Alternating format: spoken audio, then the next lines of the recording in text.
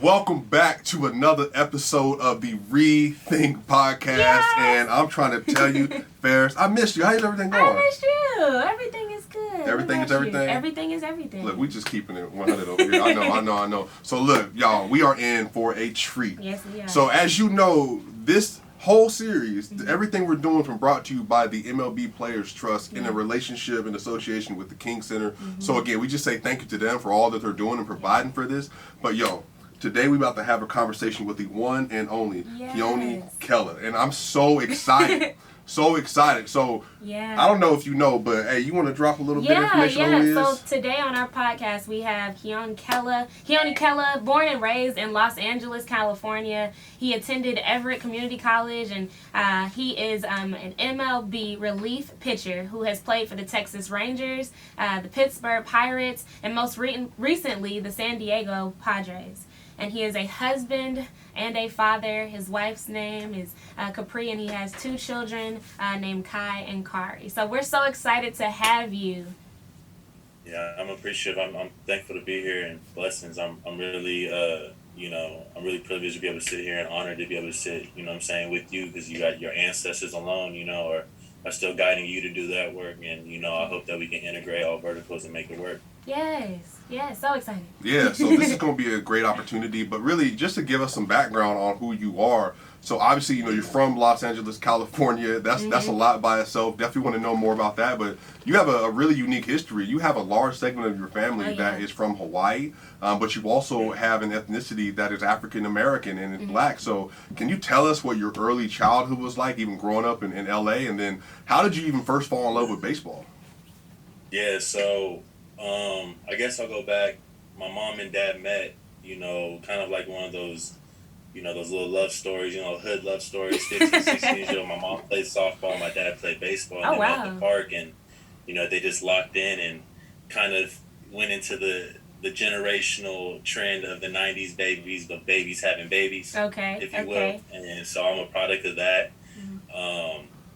My mother's black. But she's also racially ambiguous. She's black and white. Daddy is a black man from Baton Rouge, Louisiana, and a white mother from Chicago, Illinois. Wow. And they met right here in Los Angeles. But moving forward to my life, it was unique. You know what I mean? Definitely unique being in the state of California, and then just aside from all the natural things of being different because of my color and my racial things, all the gang activities and stuff that goes on in Los Angeles was an added caveat to make things a little bit harder, a little bit more difficult. So, I went through the basic stuff. I feel like a lot of, racially ambiguous kids go through, being light-skinned, or I wasn't Hawaiian enough to lock in with my Polynesian people, or I wasn't black enough to lock in with my brothers and sisters, but then you have those different outlets that kind of collectively bring you together, which, as you know, is a sports. So, I picked up the game at 3.5, 4 years old, started right here in Carson, California at Dolphin Park. And, I just knew that it was something that I wanted to do from a very early age. The torch was passed on from my father to me, and, I was able to take the reins and kind of, capitalize on the vision and the opportunity given to me. Yeah. Well, I think what's interesting though, but where did baseball even come from? I mean, a lot of kids of colors, football, basketball. Well, that's what I'm saying. My mom played softball and my dad played baseball, and that's where they met at the park. So, it was inevitable. My dad, my pops and I, we're cool now, but growing up for most of my upbringing, like I said, it was pretty standard. Black kid in America, mom, single mother household, and kind of just, from the mud to the marble, really, and trying to figure it out. And, but my mom, she gravitated towards the game because obviously her love for the game, and she just put me in and just gassed me up and gave me as much of her knowledge of the game as she could. And, I just soaked it up and ran with it because I had a talent from it, and I knew at a very young age that, there was a scarcity of opportunities, there wasn't a lot of people, a lot of success stories, in terms of being able to really go to that next level. We had a bunch of hood stars and all that stuff growing up, but it's so different when you can take that tenacity of the streets and mix it with the corporate structure. And that's when it becomes real. Wow. So I want to, and I hope you don't mind if I mention this, but you mentioned to us before that you are sitting in your grandmother's house. And I think sometimes we forget that, like, players or celebrities like are real people. Like, they still have a heritage, they still have families that they still reach out to. How has your family impacted you? They've impacted me a lot, just from different facets of trying to help me navigate, uncharted waters even for them. It's been honestly a new experience for all of us, to have.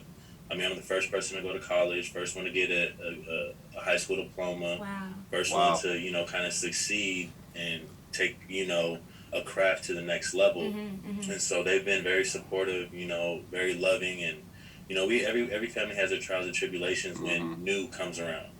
People fear what they don't know. So, we have our ups and downs, but collectively we're strong, and, we reach out to each other, we acknowledge each other, and make sure to, keep our poise and keep our head down but feet moving, because there's an objective to do, and there's a mission at hand that, I haven't conquered yet, and that I'm trying to bring into realization and fruition, not only for myself, but for the people around me. Wow. That is amazing. Well, what's amazing is a lot of baseball is a completely different entity than playing, football and even playing basketball. Obviously in football, you play through college football, you go to make it through the NFL. Even when you're playing basketball, you have the G League and stuff now. You can go play overseas, but it's a lot more of a straight shot in some ways. But making it from Everett Community College, then going into the minors, and then making it to the MLB is probably in sports one of the harder processes of ascending to a professional level.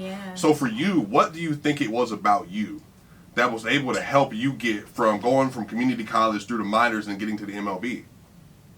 I'll tell you the truth, man, and this is to be as I say this with as much humility as possible. It was talent based, because there was a lot of things that now, just at 28 years old, I'm finally starting to really grasp. Because when I first came to the game, I was living and thriving off of, I'm sure as you have brothers and cousins and stuff, I was thriving off the anger. I was thriving off the confusion. I was thriving off of, a mentality that no longer was able to serve me once I got to the big leagues, and actually hindered me in my development to truly capture what could have been, whether it be media relations, whether it be, how I interacted with individuals at a corporate level. Those are the things that I didn't understand. I grew up in a situation where you look at me sideways, I'm gonna have some words with you, or if you over here reaching for something, I'm gonna act accordingly. And that was just the makeup and what I grew up around. So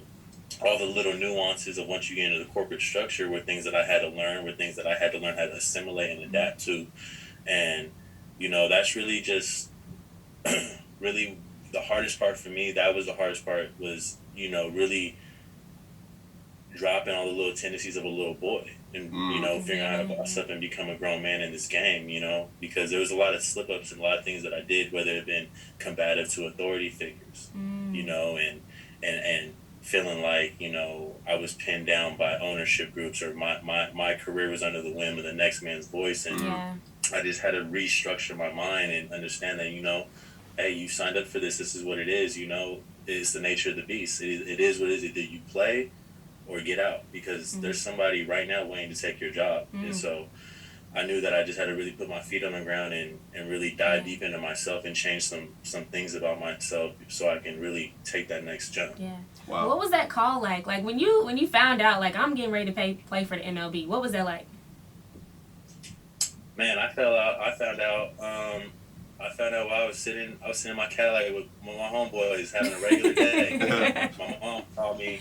And was like, hey, because I got drafted the year prior by the Seattle Mariners out of high school.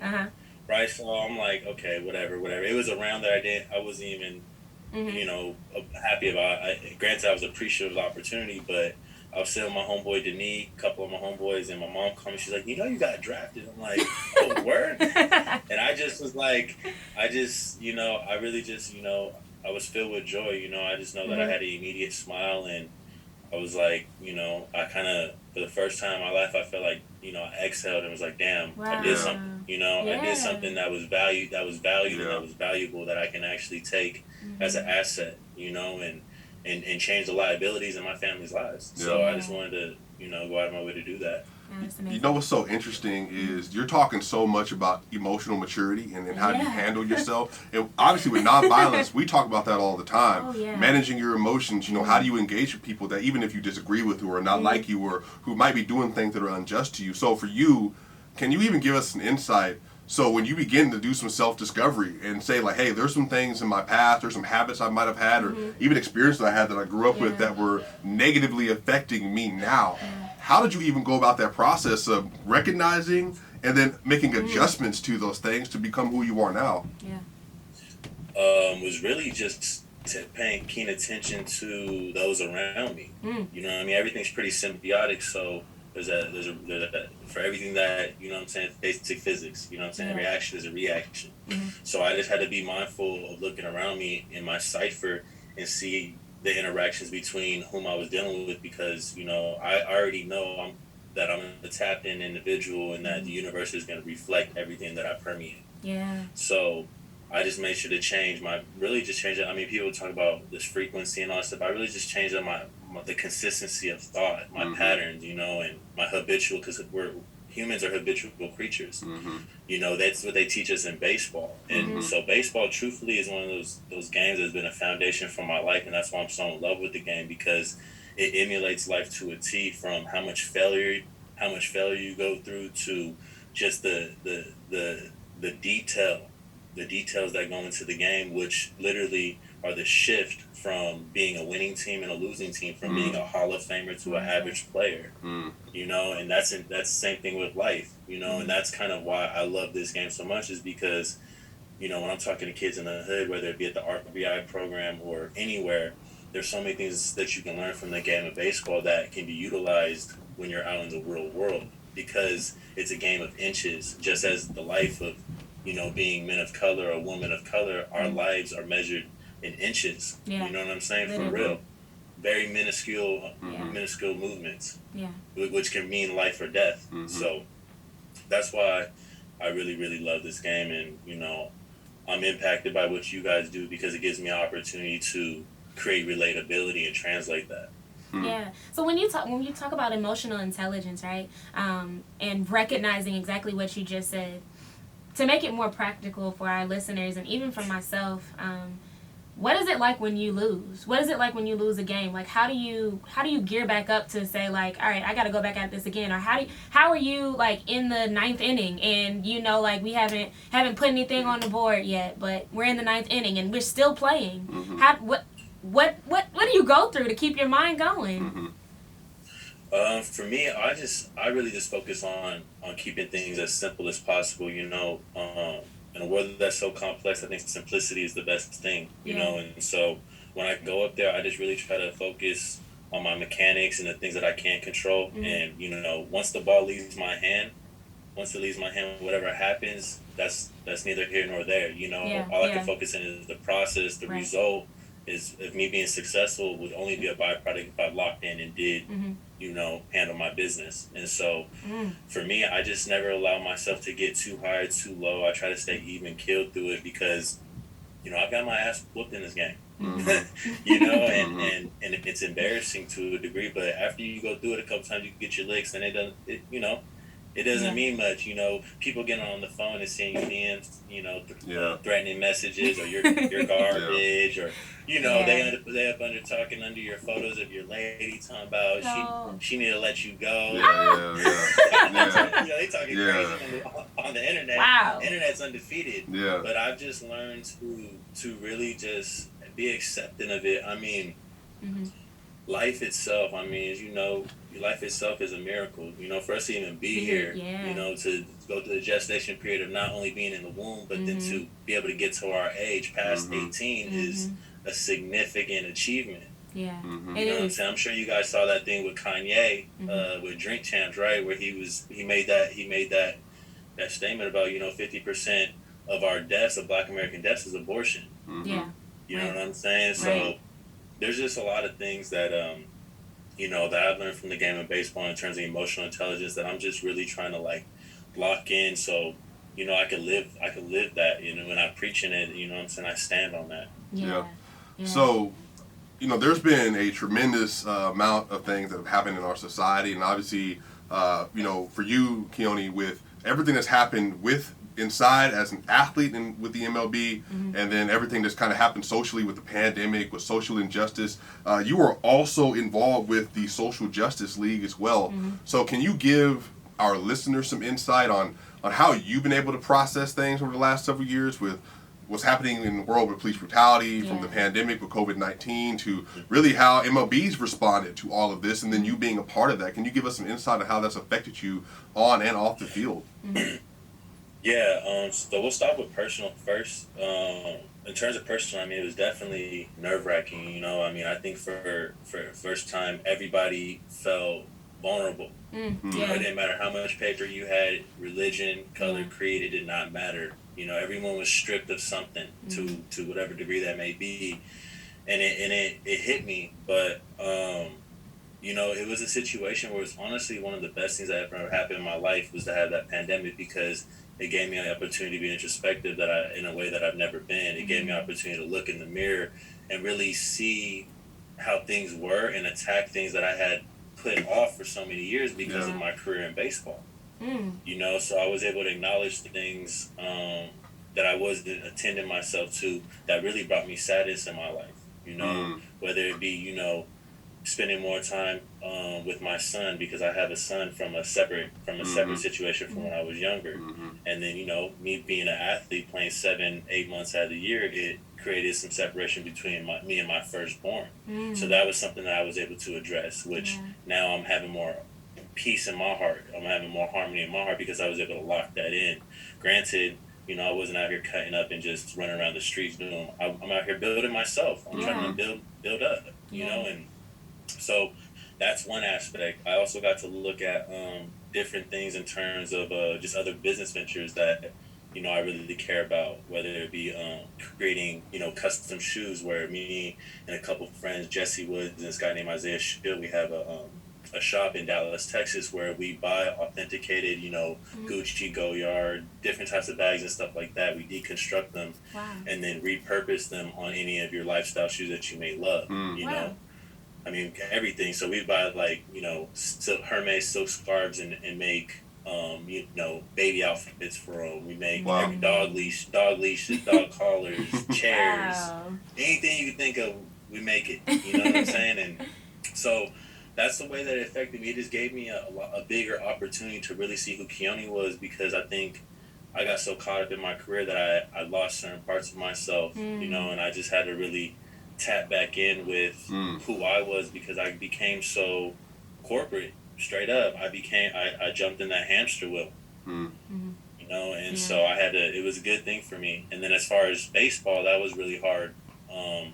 Just, we're, like I said earlier, we're humans, we're habitual creatures. So starting up in spring training, then we completely stopped, ceased everything, didn't have, trainers or facilities to work out, throw, different stuff like that. I came back and got hurt, that was just the truth. And so that was the first big transition for me in my career, because it was the first major injury I had ever went through, so it was definitely stressful. I went through so many emotions of depression, of anxiety, of happiness, of joy in different ways, but 2020 was very powerful for me, just because of the things it did for me and the way that I saw it shift the world. There were certain parts where you saw collectively us as a community as a whole, we bonded together, and there were certain parts throughout the pandemic where we fought and we got down. And it was really good for us to all see, because since everybody was shacked up in their home, we all kind of had a fishbowl lens, if you'll say, what I'm saying. We all collectively were looking internal, and you had no choice. If whoever your spouse was, your boyfriend, your girlfriend, whoever you were around, you had to really see who was fit for you. I just felt like it shed a lot of weight in multiple avenues for people across the world on what was important. That's amazing. Wow. So for me, that's what it did for me. It gave me some insight on what was for me and what's not for me, you know, and it was a complete shift, and I'm appreciative of it. Yeah, so what was in that step for you? Because you're obviously a part of the Social Justice League as well. So, like, what even led you to want to be a part of that, and what was maybe your inspiration behind that? Yeah, so I have a uncle out of New York. He's not my blood uncle. He has a firm out in New York, and he introduced me to this guy named Max Tall, who is his wife's nephew through relation, and I just saw them doing something really good in a way, and doing something really good for the community that I have never seen before. Where, you know, you see all these corporate sponsors where they're allocating a huge amount of money every year, right? And it goes to certain causes, but you never see the true interaction or the true benefit to the community for these causes. So what SGL came up with is where we were going to integrate corporate with community, to where we were going to try to build a system to where we have corporate sponsors that inject their dollar into us. We do all the work, all the field work. We're the ones that get in really in the field for real, do everything, and then set up a situation where all the proceeds collectively go back into the community, from the vending of the food, from, you know, allocating the services of the park, to bringing local barbers to come cut up the kids' head, to get, you know what I'm saying, pretty much bring it all together where it serves the community in a way that leaves a mark, you know. So I actually worked with Tony and a couple other people from Beverly Hills Sports Council group, and they actually came together and were able to just assist us in other things, and, you know, helping us get, you know, Census 2020 out there, so people would come out there and get some game, because, you know, our communities, we lack that education to understand, like, look, if y'all ain't coming up to City Hall and filling out this paperwork, how do you expect to get dished out on your paper? Right. You know what I mean? Like, at the end of the day, we have to obey the laws of the land and work within the confines that was given to us, period. There's no shortcuts. You know what I'm saying? What's established is established, so we have to work within those margins. And so we did a little collaboration with one of my homeboys, Joe Moses, who's you know, he's from a artist, and he's over in LA, and so we did something in his community, and, you know, really just try to give people in the city, you know, some PPE, you know, just different gear like that, you know, just to lace them up with some love, and really just be intimate, because I feel like you never get that, you know, especially in a time where people, you know, we have masks and we're 6 feet apart. It's like, I'm just such a type of person where, you know, I love on my people. I care to love on my people regardless. You know, I'm not really, and this is probably shouldn't say, but I'm not worried about COVID. You know what I'm saying? What's meant for me is meant for me. If it was to take my life, then so be it. You know what I'm saying? This is my time. That's my dash on this life. But I just really wanted to be a servant. I mean, that's what I feel like that's what my purpose is to give back. You know, I've been blessed in so many ways. I've been able to see so much that I want to be able to share some of that, and hopefully, you know, I can rub off on an individual like Box said. You know, you may not be able to change it, but I can spark a mind that could, and it's all about compounding interest. You know what I'm saying? Yep. Yeah. That is wow. I remember my Uncle Emil saying that we are all caught in an inescapable. Yeah, that one. Basically saying, like, I can't fulfill my destiny if you don't fulfill your destiny, right? And I feel like you are a living embodiment of that quote. You mentioned something earlier about, you know, once the ball leaves your hand, it is what it is at that point. But you've done all of the work beforehand to make sure that your form is right, your preparation has been right, everything leading up to that ball leading your hand. You have enough trust in that to know, you know, I have confidence in what I'm going to put out there. And I feel like that's a life lesson, because not just for baseball, but just in general, you know, if you put in the work, if you do what you're supposed to do, talent will get you most places, but you do have to work, and you have to perfect your craft. And whatever you put out there, it's really going to be a result of what you put in it. So thank you so much for that. And to segue into the next question, how has my Uncle Emil and my Aunt Coretta, how have they impacted your life? What have you learned? Have you heard from them? So I'm going to tell you a cool story. Okay. I was at Vancouver. So I was at Martin Luther King Elementary in Vancouver, Washington, when I was a kindergartner. Oh, wow. And I don't know if you remember, your great grandfather, Mr. Martin Luther King, they had a foundation where they did a key to success. I've heard of it. Yeah. Remember that? I've heard of it. So what they did is in Vancouver, Washington, in like maybe 99, 2000, the Dalai Lama came to Seattle, so I got to meet the Dalai Lama. Wow. And they gave out. I didn't stay at the education program, but what they did is they gave all the kids a key, and if you stayed within that school's district from K through 12, then they would have allotted like $80,000, $100,000 scholarship grant or something like that. Yeah. Wow. But I say that to say that was like one of the first things that ever impacted me, because that's when, my class we rehearsed and remembered the I Have a Dream speech. And so I remember that collectively, just how impactful that was to me as a young man, and then meeting the Dalai Lama. So I'm meeting all these influent individuals that are really, in their minds, revolutionaries, or I'm learning about, or meeting people that are revolutionaries. So for me, it was something that I guess I wanted to step up to the plate and have that type of power, because I mean, something like that, to be able to captivate millions, hundreds of thousands, millions of people, is a power that I think few really understand. And I've only enjoyed it at the aspect of being on the mound with 50,000 fans, waiting on Keone Kela to make the pitch. So for those guys to be able to have that voice that can transcend and change people's lives is just so powerful, and I've always appreciated, the sacrifice, what I'm saying, the knowing of the repercussions of what were coming during those time periods in America, because at the end of the day, we can go back and forth and bash, what's been going on for 450 years, but my thing is about, look at the progression that we've been taking. Look at the progressive measures that we're taking so we can get here. I feel like the 450 years are never to be forgotten, but at the end of the day, we gotta move forward. Because what is like we talked about, the margins are already set up. We gotta find that wiggle room in between and make something shake. Yeah. But reverting back to your question, is they've been such a huge impact to me, because from a woman's side, and then from a male's perspective, on what Miss Coretta Scott King did and what Mr. Martin Luther King did for us, it was just powerful because of the embodiment of what they represented for our community was structure.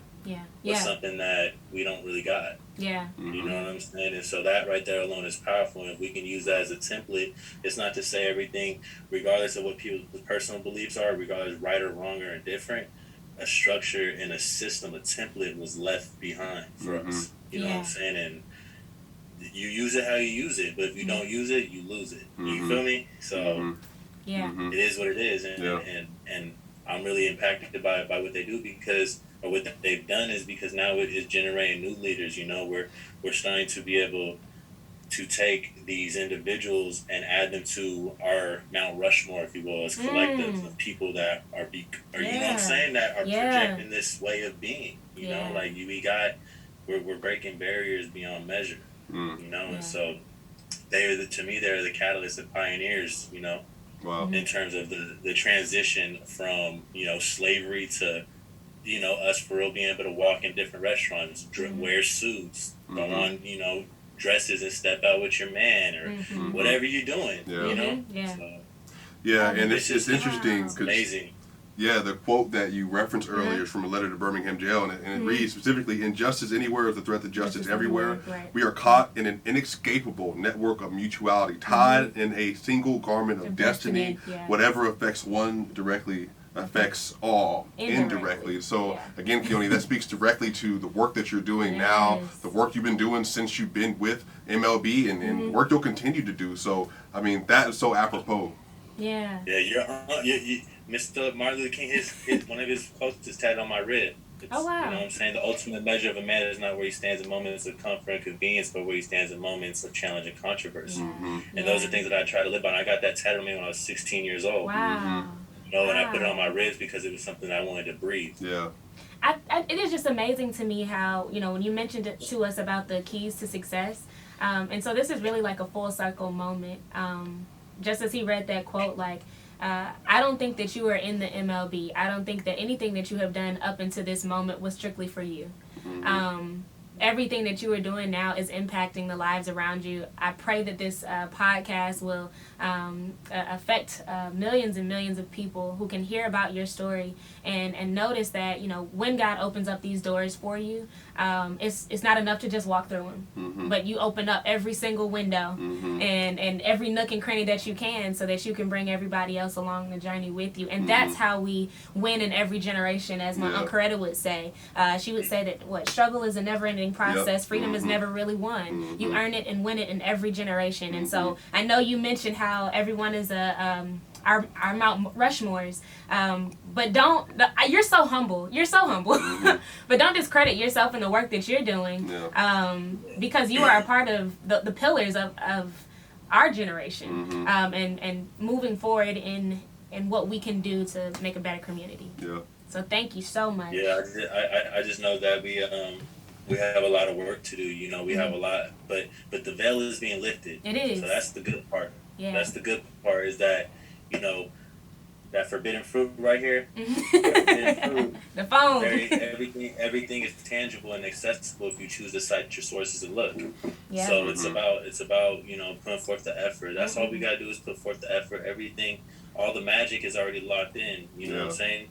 Yeah. Yeah. So you just gotta get out in the sun. The energy's locked in. Yeah. So interesting. Even just talking about researching, you know, the first two principles of nonviolence is information gathering and education. So again, you know, he's just speaking to these realities that the King Center continues to try to speak into existence with people. And so the work you're doing is tangible and is having real, authentic effect on people. Again, that you will never even meet. So we just want to encourage you to continue to lean into that. We're so thankful that you've taken time to have this conversation with us, because this has been amazing.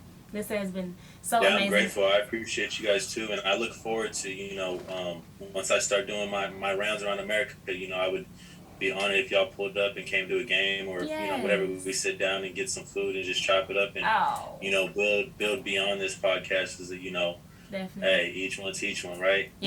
Teach one, reach one. So let's rock. The work starts now. We appreciate it. Well, look, this has been exceptional. Keone, Kela, this has been an amazing episode. Y'all continue to hit that subscribe button. Yes, please. Like, share the videos, let everybody know what's going on, because I guarantee you everybody's going to be blessed from this conversation. Everyone. Absolutely. So look, thank you for being here. This has been Cameron Fran. Ferris Watkins. Look, ReThink, we out.